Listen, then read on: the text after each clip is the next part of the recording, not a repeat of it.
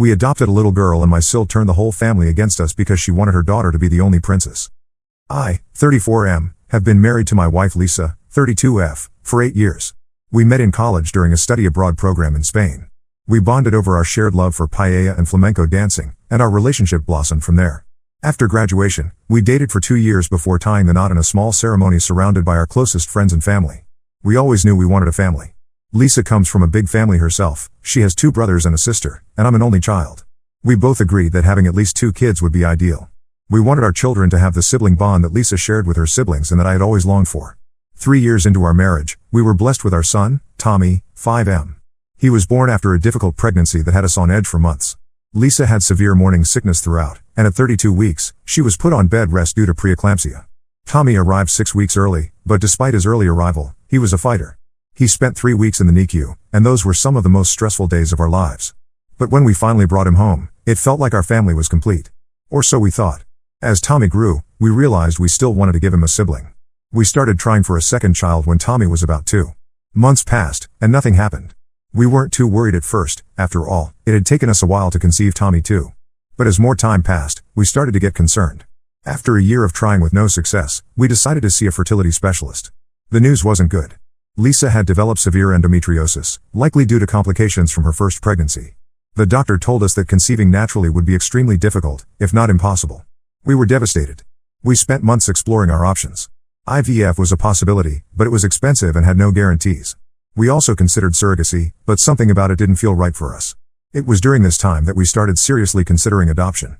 The idea of adoption had always been at the back of our minds. Lisa's cousin was adopted, and we had seen firsthand how love, not blood, makes a family. The more we thought about it, the more it felt like the right path for us. We started researching adoption agencies and attending information sessions. The process was long and often frustrating. There was so much paperwork, so many home visits, and so many moments of uncertainty. But through it all, we held on to the hope that at the end of this journey, we would have another child to love. After nearly 2 years of waiting, we got the call. A little girl needed a home. Her name was Mia, 3F, and she had been in the foster care system since she was an infant.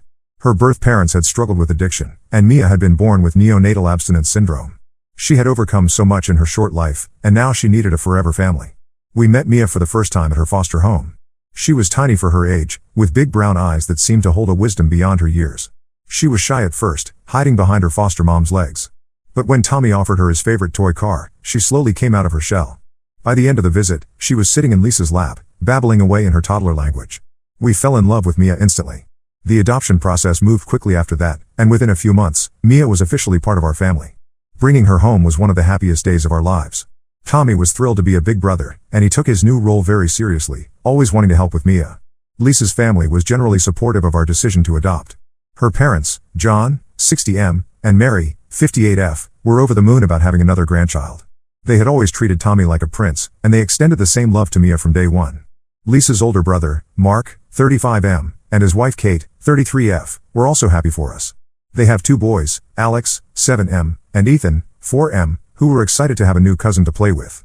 Mark and Kate had struggled with infertility themselves before having their boys, so they understood the emotional journey we had been on. The problem started with Anna, 29F, Mark's wife. Anna and Mark have a daughter, Lily, 6F, who until Mia's arrival had been the only girl in the family. Anna had always made a big deal about Lily being the special princess of the family. From the moment Lily was born, Anna had cultivated this image of her daughter as the family's golden child. I remember the day we told the family about our plans to adopt Mia. Everyone was gathered at John and Mary's house for their annual summer barbecue. We had decided it was the perfect opportunity to share our news. When we made the announcement, there were hugs and congratulations all around. But I couldn't help noticing Anna's reaction. While everyone else was smiling and asking questions, Anna sat silently, a frown tugging at the corners of her mouth. Later that day, I overheard Anna talking to Lisa. "Why do you need another girl?" she asked. "Lily is enough for the family. Don't you think it might make her feel less special?" Lisa was taken aback by Anna's comment but tried to brush it off, explaining that Mia needed a home and we had love to give. We tried to ignore Anna's attitude, hoping she'd come around once she met Mia. But things only got worse after we brought Mia home. We decided to introduce Mia to the family gradually, to avoid overwhelming her. John and Mary visited first, showering Mia with love and presents. Mark and Kate came next with their boys, and while Alex and Ethan were a bit rowdy, they were gentle with Mia and seemed excited about their new cousin. When it was Anna's turn to visit with Mark and Lily, the atmosphere was tense from the moment they walked in. Anna barely acknowledged Mia, focusing all her attention on Lily. She kept pushing Lily forward, saying things like, Show them how special you are, sweetie. You're the real princess here. It made us uncomfortable, but we didn't want to create a scene, especially not in front of the children. As the weeks passed, Anna's behavior became more and more problematic. At family gatherings, she would constantly compare Lily and Mia, always finding ways to put Mia down. She'd make comments like, "Oh, Lily started talking much earlier than Mia," or "Lily's hair is so much prettier, isn't it?" We tried to ignore it, but it was clearly affecting Mia. Our normally bubbly little girl would become quiet and withdrawn whenever Anna was around. The situation came to a head during Lily's birthday party last month. Anna had invited the whole family, including us. We were hesitant to go, given her behavior, but we didn't want to cause drama or disappoint Lily, who had always been kind to Mia despite her mother's influence. The party was at a local park, with a princess theme. Anna had gone all out, with a bouncy castle, face painting, and even a woman dressed as a Disney princess for photo ops. When we arrived with Tommy and Mia, Anna greeted us coolly. She handed Tommy a plastic crown, but conveniently ran out when it came to Mia. Throughout the party, Anna made sure Lily was the center of attention, which was fine, it was her birthday after all. But she went out of her way to exclude Mia. When it was time for the kids to play games, Anna organized everything so that Mia was left out. She'd whisper to Lily and the other kids, and suddenly they'd all run off, leaving Mia behind. Lisa and I took turns trying to include Mia in the activities, but it was clear that Anna was working against us. When it was time for cake, Anna called all the kids to gather around Lily, but forgot to include Mia. Lisa had to take Mia's hand and bring her to the group herself. I could see the hurt in Mia's eyes, and it broke my heart. The worst part was the party favors. Anna had prepared special gift bags for all the kids, but Mia's bag was noticeably smaller and had fewer treats. When Lisa confronted her about it, Anna shrugged and said, "Oh, I thought adopted kids were used to getting less." That was the last straw for us. Lisa burst into tears, and I had to hold myself back from yelling at Anna in front of everyone. We grabbed our kids and left the party immediately. On the way home, Mia asked us why her aunt didn't like her and if it was because she was adopted. It was a question we had been dreading, and hearing it from our little girl's mouth was gut-wrenching. Since then, we've decided to limit contact with Anna. We've explained the situation to Mark and my in-laws, who were horrified by Anna's behavior. They've been supportive of our decision to keep Anna away from Mia. We're now struggling with how to move forward. We don't want to cut off Mark and Lily, who haven't done anything wrong, but we can't expose Mia to Anna's toxicity. We're also worried about family events in the future. How do we protect Mia without causing a huge family rift? I'm angry and hurt by Anna's behavior. Mia is our daughter, adopted or not, and she deserves to be treated with love and respect. We've worked so hard to make her feel secure and loved, and I won't let anyone, family or not, undo that. This situation has brought up a lot of memories for me. Growing up as an only child, I always longed for siblings. I remember feeling lonely and different from my friends who had brothers and sisters. When I met Lisa and her big, boisterous family, I fell in love not just with her, but with the idea of being part of a large, loving family. Now, it feels like that dream is being threatened by Anna's behavior. Lisa is taking this particularly hard. She's always been close to her siblings, and the idea that one of them, or at least, someone married to one of them, could treat her child this way is devastating to her. She's been having trouble sleeping, often waking up in the middle of the night to check on Mia, as if afraid that Anna's words might have somehow physically harmed our daughter. We've been trying to focus on the positive. Mia is thriving in so many ways. She's made friends at her preschool, she loves helping Lisa in the garden, and she and Tommy have become inseparable. Just yesterday, I found them in Tommy's room, with Tommy patiently teaching Mia how to build a tower with his blocks. These are the moments we try to hold on to when the stress of the situation with Anna threatens to overwhelm us. But the question remains, what do we do now? Do we try to reconcile with Anna for the sake of family harmony? Or do we stand our ground and keep Mia away from her at all costs? The thought of family gatherings filled with tension and unspoken resentment is disheartening, but the idea of exposing Mia to more of Anna's cruelty is unthinkable. We're at a loss, caught between our desire to keep the peace and our need to protect our daughter. Any advice would be greatly appreciated. Update 1. It's been a month since my last post, and a lot has happened. First, I want to thank everyone for their support and advice. Your words have been a source of strength for us during this difficult time. After the birthday party incident, we decided to have a family meeting to address the issue head-on. We reached out to Mark, our in-laws, and Anna, proposing a sit-down to discuss the situation. Mark and our in-laws readily agreed, but Anna was hesitant. It took some convincing from Mark, but she finally agreed to attend. We chose to have the meeting at a neutral location, a private room at a local community center. We thought this would help prevent anyone from feeling territorially defensive. Lisa and I arrived early to set up, arranging the chairs in a circle to promote open communication. As everyone arrived, the tension in the room was palpable. Our in-laws, John and Mary, looked worried but determined. Mark seemed uncomfortable, constantly glancing between Anna and us. Anna herself walked in with a defensive posture, arms crossed and jaw set. Once everyone was seated, I started the conversation. I thanked everyone for coming and explained that we wanted to discuss the recent issues surrounding Mia's adoption and integration into the family. I tried to keep my tone neutral, emphasizing that our goal was to find a way forward that worked for everyone. Lisa then spoke, her voice trembling slightly as she recounted some of the incidents where Anna had made Mia feel unwelcome or less than. She described how Mia had been excluded at the birthday party and how Anna's comments had affected our daughter's self-esteem. As Lisa spoke, I watched Anna's face. Her expression alternated between defiance and discomfort. When Lisa finished, Anna immediately went on the defensive. "You're overreacting," she said. "I was just trying to make Lily feel special. It's not my fault if Mia can't keep up with the other kids." Our in-laws were visibly shocked by Anna's attitude. Mary spoke up, her voice gentle but firm. "Anna, sweetheart, I don't think you understand how your actions are affecting Mia. She's just a little girl, and she needs love and acceptance from all of us." Anna scoffed. "She's not even really part of the family. She's adopted. Why should she get the same treatment as our biological children?" The room fell silent for a moment. Then John, who had been quiet until now, spoke up. His voice was low and controlled, but I could hear the anger simmering beneath his words. "Anna, let me make something very clear. Mia is as much a part of this family as any of our biological grandchildren. Love is what makes a family, not blood. And right now, you're the only one not showing that love." Anna's face flushed red. She turned to Mark, clearly expecting him to defend her. But Mark, to his credit, shook his head. "Anna, this has to stop. Mia is our niece, and Lily's cousin. They should be friends, not rivals." As the conversation continued, it became clear that Anna wasn't going to back down. She insisted that we were all ganging up on her, that we were trying to diminish Lily's place in the family. No matter how we tried to explain it, she couldn't, or wouldn't, see how her behavior was hurting Mia. The meeting ended with Anna storming out, saying we were all against her. Mark looked defeated as he apologized for his wife's behavior. He promised to talk to her privately and try to make her understand. In the weeks that followed, we kept our distance from Anna. We still saw Mark and Lily, but only when Anna wasn't around. It was awkward, but we felt it was necessary for Mia's well-being. Then, last week, we had a breakthrough, but not in the way we expected.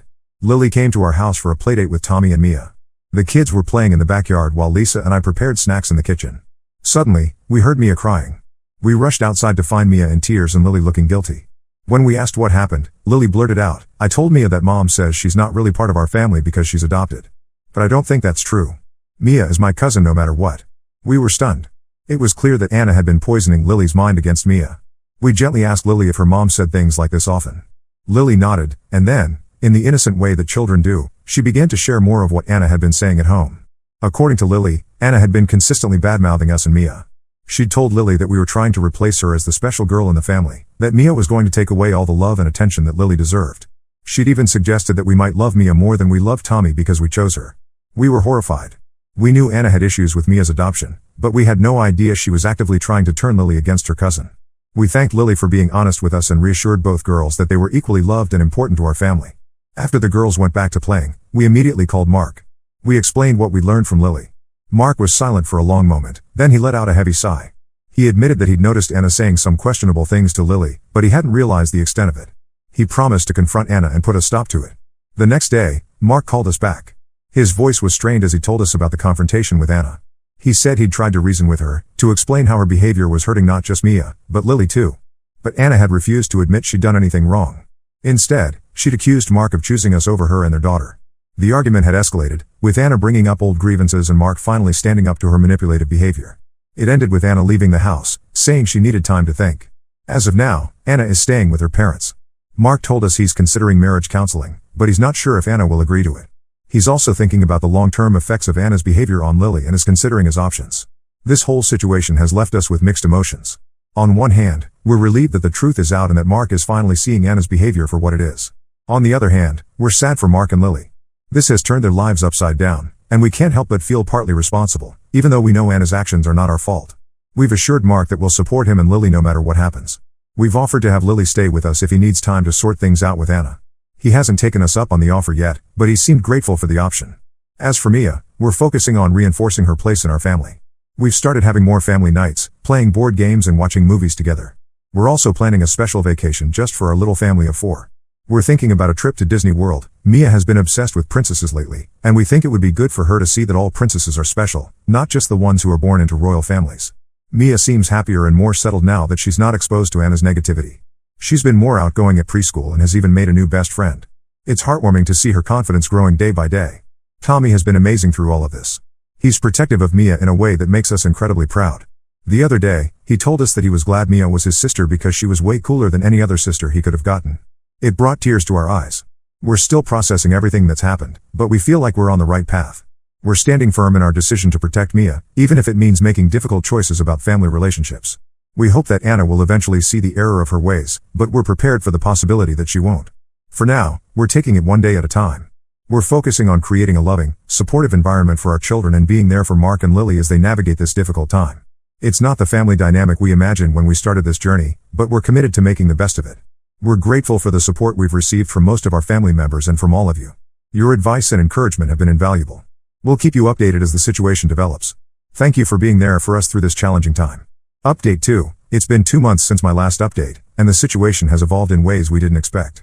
I want to thank everyone again for their support and advice. It's been invaluable during this challenging time. After Anna moved out, Mark tried to convince her to attend marriage counseling. He thought that with professional help, they might be able to work through their issues and create a healthier family environment. However, Anna refused, insisting that she hadn't done anything wrong and that we were all overreacting. She maintained that her behavior towards Mia was justified and that she was only trying to protect Lily's position in the family. Mark, realizing the extent of Anna's toxic behavior and its impact on both Lily and Mia, made the difficult decision to file for divorce and seek full custody of Lily. It wasn't a decision he made lightly.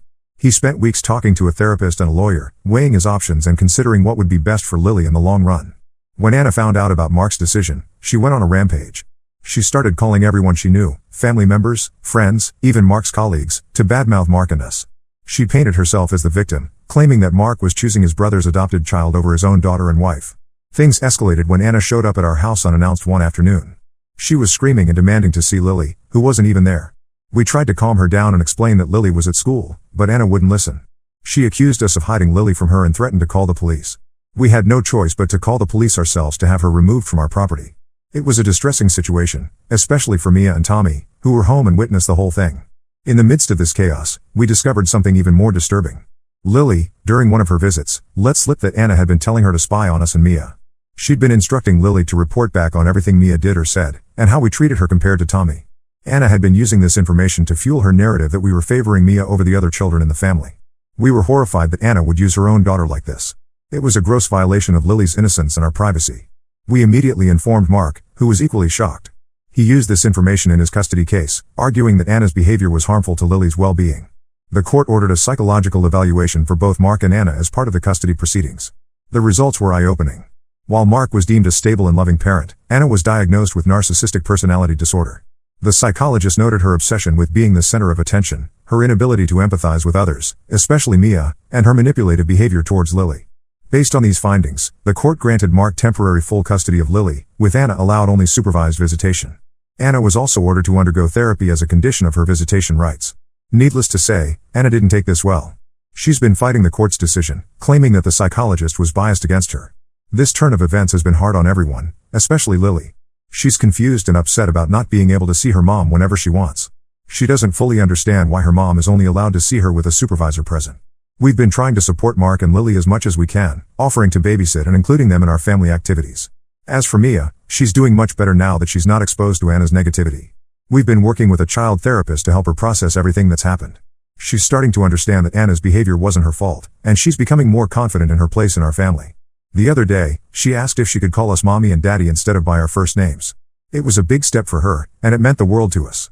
We've also had some positive developments. Our in-laws, John and Mary, have been incredibly supportive throughout this ordeal. They've made it clear that they consider Mia their granddaughter, no different from Tommy or Lily. They've been spending more time with us, and it's beautiful to see the bond they're forming with Mia. Mark has been leaning on us a lot during this difficult time. He's expressed regret for not standing up to Anna sooner and for allowing her behavior to continue for so long. We've assured him that we don't blame him and that we're here for him and Lily. As we navigate this new family dynamic, we're focusing on creating a loving, supportive environment for all the kids. We're planning more family outings, game nights, and even talking about a joint family vacation with Mark and Lily. It's been a tough journey, but we feel like we're finally on the right track. We're committed to protecting Mia and ensuring that she grows up knowing she's loved and valued, no matter what Anna or anyone else might say. Update 3. It's been 6 months since my last update, and I wanted to share the latest developments in our family situation. A lot has changed, and while things aren't perfect, we're in a much better place now. The divorce between Mark and Anna was finalized 3 months ago. It was a contentious process, with Anna fighting Mark every step of the way. She tried to paint Mark as an unfit parent, claiming that he was choosing his niece over his own daughter. Thankfully, the court saw through her allegations. Mark was granted primary custody of Lily, with Anna getting supervised visitation every other weekend. Anna is required to continue therapy as part of the custody agreement. Lily has been adjusting to the new arrangement. It hasn't been easy for her, but she's showing remarkable resilience. We've all been working together to provide her with a stable and loving environment. She's been spending a lot of time at our house, and her relationship with Mia has grown stronger. It's heartwarming to see them play together, giggling and sharing secrets like typical cousins. Mia has made significant progress too. With the help of her therapist and our constant reassurance, she's becoming more confident and secure. She no longer asks if she's less loved because she's adopted. Instead, she talks about how lucky she is to have such a big family that loves her. She's even started to stand up for herself at school when other kids ask about her adoption, proudly explaining that she has 2 families who love her. We've established a new family tradition of monthly gatherings with Mark, Lily, and our in-laws. These get-togethers have been crucial in reinforcing our family bonds and showing the kids that family isn't just about blood relations. Last month, we all worked together to plant a small vegetable garden in our backyard. Seeing the kids get excited about watching their plants grow has been a beautiful metaphor for our family's healing process. As for Anna, she's still struggling to accept the situation. She's attending therapy as required, but her progress has been slow. She still tries to stir up trouble occasionally, like the time she tried to convince Lily to refuse to come to our house. Thankfully, Lily is old enough to see through these attempts and has been standing her ground. We've maintained our distance from Anna, only interacting with her when absolutely necessary for Lily's sake. It's not ideal, but it's the best way to protect our family's peace and Mia's well-being. We're hopeful that with continued therapy, Anna might eventually come to terms with the situation and learn to treat all the children equally. Our in-laws, John and Mary, have been our rocks throughout this ordeal. They've made it clear that they don't condone Anna's behavior and have been actively involved in creating a loving environment for all their grandchildren, including Mia. They've even started a new tradition of having grandparent days where they take all the grandkids for a special outing once a month. Last month, we took that family vacation we'd been planning. We rented a beach house and spent a week with Mark, Lily, and our in-laws. It was exactly what we all needed, a chance to relax, bond, and create new, happy memories together. Watching the kids build sandcastles and splash in the waves, it was hard to believe how far we'd come from the tension and hurt of just a few months ago. As we move forward, we're cautiously optimistic. We know there might be challenges ahead, especially as Anna continues to be a part of Lily's life. But we're committed to facing whatever comes our way as a united family. Our experience has taught us the true meaning of family. It's not about blood or titles, but about love, support, and acceptance.